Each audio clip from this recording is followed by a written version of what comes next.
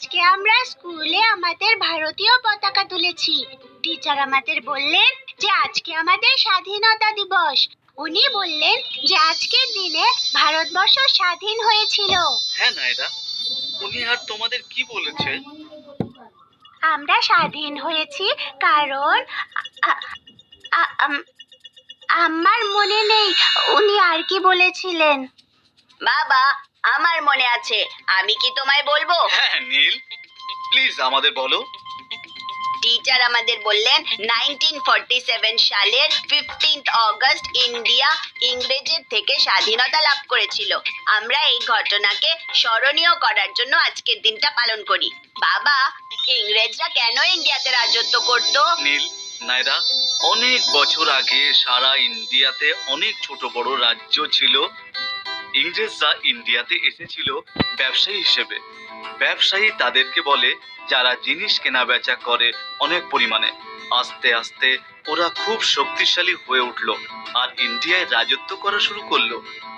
ও বাবা, টিচার আমাদের এটাও বলেছেন একটা এক্সিবিশনের ব্যাপারে, যা আজকে স্কুলের অ্যাসেম্বলিতে হতে চলেছে। উনি বললেন আমরা ওখানে ইন্ডিয়ার স্বাধীনতা দিবসের সম্বন্ধে আরো অনেক কিছু জানতে পারবো। আমরা কি আজ ওখানে যাব? হ্যাঁ নীল, ওই এক্সিবিশন বিকেল 4টেতে শুরু হবে।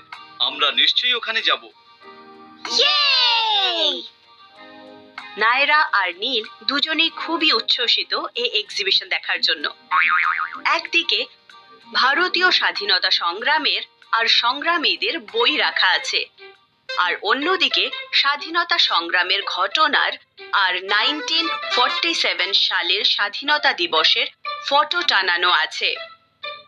এছাড়াও ওখানে স্টেজ বানানো হয়েছে, সেখানে কেউ স্বাধীনতা দিবস সম্পর্কে বক্তৃতা দেবেন। 1947 সালের 15 অগস্টে ইংরেজরা তাদের ক্ষমতা ইন্ডিয়াকে দিয়েছিল। তারপরে ইন্ডিয়ার ওপর ইংরেজদের রাজত্ব শেষ হয়ে গেল। বাবা, ইন্ডিয়াকে ক্ষমতা দিয়ে দিয়েছিল এর মানে কি? নীল, নায়রা, ক্ষমতা দিয়ে দিয়েছিল মানে তুমি তোমার ক্ষমতা দিয়ে দেবে অন্য কাউকে কিছু করার জন্য। ইংরেজরা এই ক্ষমতা ইন্ডিয়াকে দিয়ে দেওয়ার পরে ইন্ডিয়া স্বাধীন দেশ হয়ে গিয়েছিল। সেদিন ইংরেজদের রাজত্ব শেষ হয়ে গিয়েছিল। সেই দিনটাকেই আমরা স্বাধীনতা দিবস হিসেবে পালন করে থাকি। ও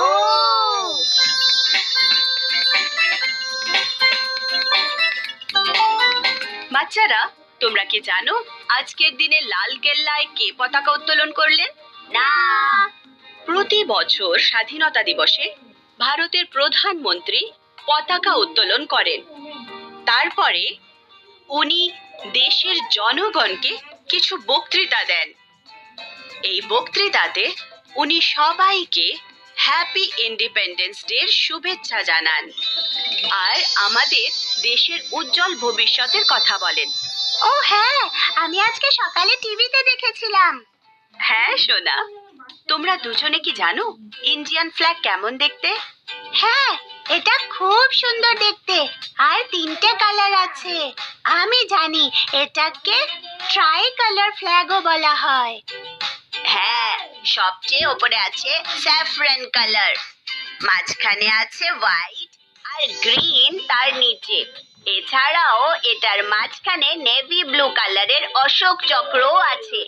আমরা জানি এটা ইন্ডিয়ার এক অন্যতম গুরুত্বপূর্ণ ন্যাশনাল সিম্বল আর আমাদের সব সময় এটা সম্মান করা উচিত। খুব ভালো, আমি খুব খুশি যে তোমরা স্বাধীনতা দিবসের ব্যাপারে এত কিছু জানো। যাও এখন গিয়ে নিজেদের সিটে বসে পড়ো। আমি তোমাদের বলবো 1947 এ 15 অগস্টে ইন্ডিয়ার স্বাধীনতার সময় কি ঘটেছিল। ইংরেজরা ইন্ডিয়াতে তাদের রাজত্ব শেষ করে দিল আর জওহরলাল নেহেরু হলেন স্বাধীন ভারতবর্ষের প্রথম প্রধানমন্ত্রী। উনি ওনার ঐতিহাসিক বক্তৃতা দিয়েছিলেন, যাকে ক্রিস্ট উইথ ডেস্টিনি বলা হয়। 1947 এর 14th আর 15th অগস্টের মাঝখানে মধ্যরাত্রে। এই কারণে অনেক মানুষেরা ভারতীয় স্বাধীনতাকে বলে ফ্রিডম অ্যাট মিডনাইট। ও সেই দিন থেকেই আজকের দিনকে আমরা স্বাধীনতা দিবস হিসেবে পালন করি। আজকের দিনে সেই সমস্ত মানুষকে সম্মান জানানো হয় যারা আমাদের স্বাধীন হতে সাহায্য করেছেন আর যারা আমাদের সব সময় নিরাপদে রেখেছেন সমস্ত শত্রুদের হাত থেকে।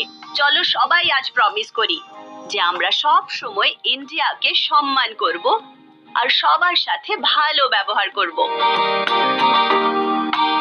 জয় হিন্দ। জয় জয় হিন্দ। জয় হিন্দ। জয় নীল, নায়রা আর বাবা এখন ফটো এক্সিবিশন গুলো দেখছে।